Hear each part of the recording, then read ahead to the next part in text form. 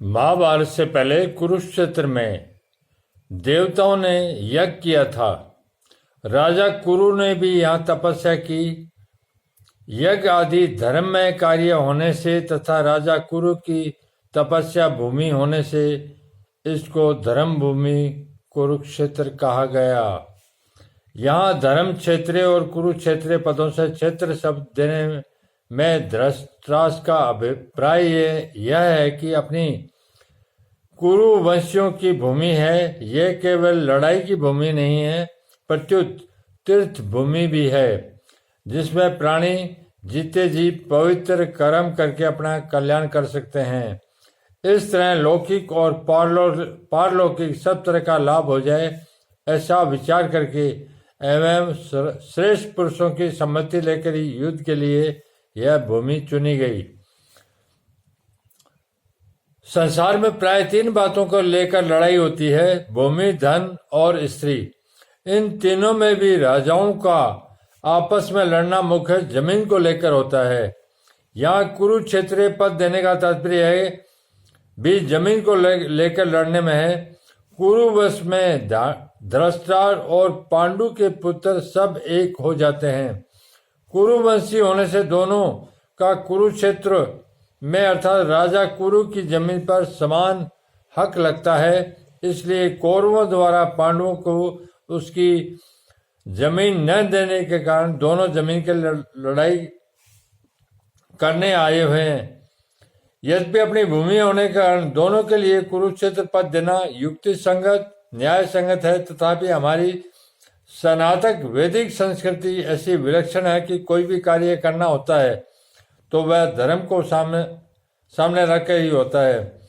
युद्ध जैसा कार्य भी धर्म भूमि तीर्थभूमि ही करते हैं, जिससे युद्ध में मरने वालों का उद्धार हो जाए, कल्याण हो जाए। अतः यहाँ कुरुक्षेत्र के साथ धर्म क्षेत्र पद है। यहाँ आरंभ में धर्म पद से एक और बात भी मालूम होती है कि अगर आरंभ में धर्म पद से घर धर लिया जाए और 18वें अध्याय में अंतिम श्लोक में मम पद में मैल लिया जाए तो धर्म शब्द बन जाता है। अतः संपूर्ण गीता धर्म के अंतर्गत है, अर्थात धर्म का पालन करने से गीता के सिद्धांतों का पालन हो जाता है और गीता के सिद्धांतों के अनुसार करते हुए कर्म करने से धर्म का अनुष्ठान हो जाता है। इस धर्म क्षेत्र कुरुक्षेत्र पदों से सभी मनुष्यों को यह शिक्षा लेनी चाहिए कि कोई भी काम करना हो तो वह धर्म को सामने रख कर ही करना चाहिए। प्रत्येक कार्य सबके हित की दृष्टि से करना चाहिए, केवल अपने सुख आराम की दृष्टि से नहीं। और कर्तव्य अकर्तव्य के विषय में शास्त्र को सामने रखना चाहिए। गीता 16वें अध्याय का 24वां श्लोक यही बोलता है। समवेता युतुच्छ राजाओं के द्वारा बार बार संधि प्रस्ताव रखने पर भी दुर्योधन ने संधि करना स्वीकार नहीं किया। इतना ही नहीं, भगवान श्री कृष्ण के कहने पर भी मेरे पुत्र दुर्योधन ने स्पष्ट कह दिया कि बिना युद्ध के मैं तीखी सुई की नोक जितनी जमीन भी पांडवों को नहीं दूंगा। तब मजबूर होकर पांडवों ने भी युद्ध करना स्वीकार किया। इस प्रकार मेरे पुत्र और पांडुपुत्र दोनों ही सेनाओं के से ही युद्ध की इच्छा से इकट्ठे हुए हैं।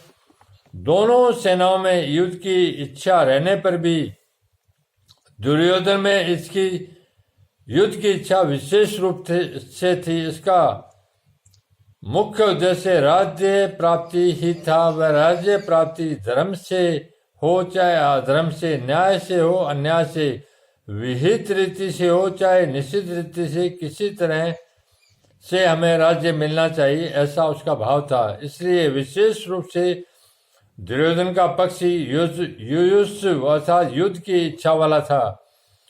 पांडवों में धर्म की मुख्यता थी। उनका ऐसा भाव था कि हम चाहें जैसा जीवन निर्वाह कर लेंगे, पर अपने धर्म में बाधा नहीं आने देंगे, धर्म के विरुद्ध नहीं चलेंगे। इस बात को लेकर महाराज युधिष्ठिर युद्ध नहीं करना चाहते थे, परंतु जिस माँ की आज्ञा से युधिष्ठिर ने चारों भाइयों से द्रौपदी से विवाह किया था, उस माँ की आज्ञा होने के कारण ही महाराज युधिष्ठिर की युद्ध में प्रवृत्ति हुई। अर्थात केवल माँ के आज्ञा पालन रूप धर्म से ही युधिष्ठिर युद्ध की इच्छा वाले हुए। तात्पर्य यह है कि दुर्योधन आदि को राज्य को लेकर ही युद्ध इच्छा करने वाले थे, पर पांडव धर्म को लेकर ही इच्छा वाले बने। पांडव धृतराष्ट्र को अपने पिता के बड़े भाई होने से पिता के समान समझते थे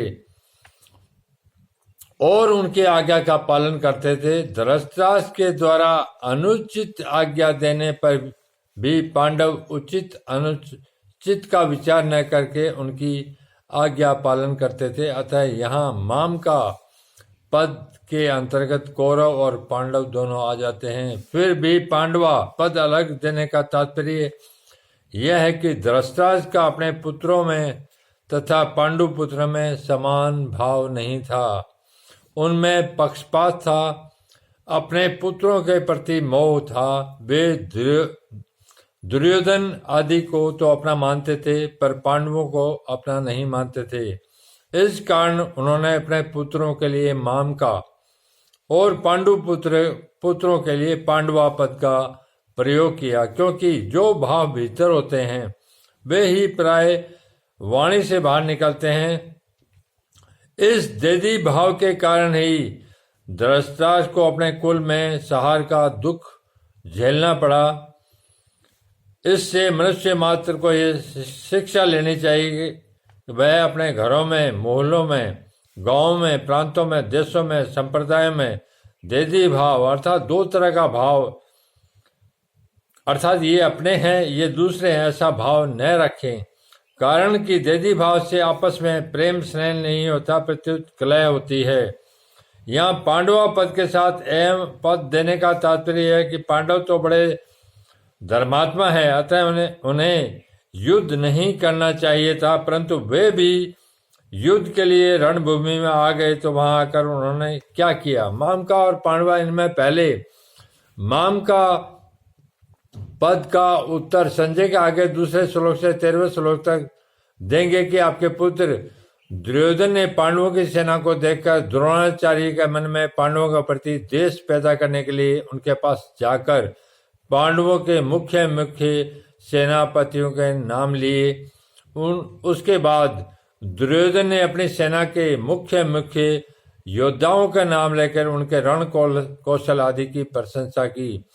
दुर्योधन को प्रसन्न करने के लिए भीष्म जी ने जोर से शंख बजाया। उसको सुनकर कौरव सेना में शंख आदि बाजे बज उठे।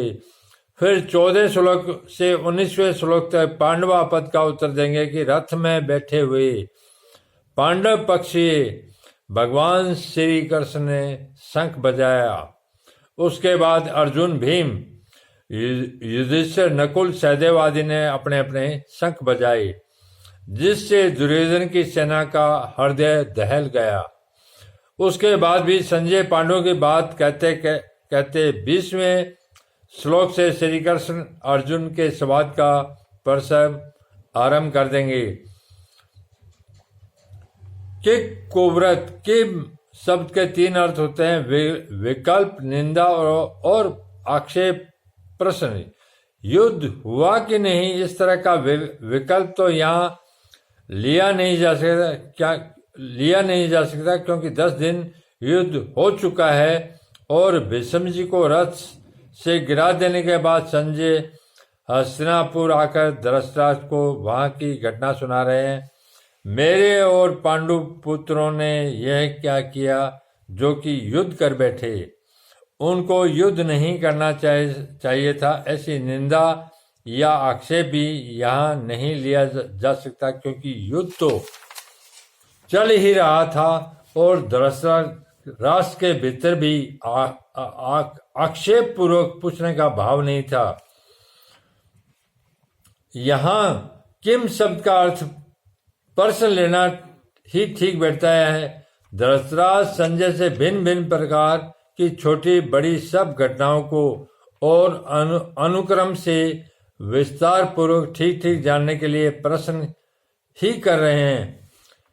जो इसका भाव है इस अध्याय का, मेरे पुत्र मामका और पांडु के पुत्र पांडवा, इस मतभेद से राग और देश पैदा हुए, जिससे लड़ाई हुई, हलचल हुई।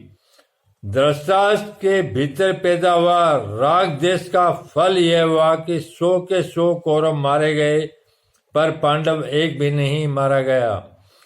जैसे दही बिलोते हैं तो उसमें हलचल पैदा होती है जिससे मक्खन निकलता है, ऐसे ही मामका और पांडवा के भेद से पैदा हुई हलचल से अर्जुन के मन में कल्याण की अभिलाषा जागृत हुई, जिससे भगवत रूपी मक्खन निकला।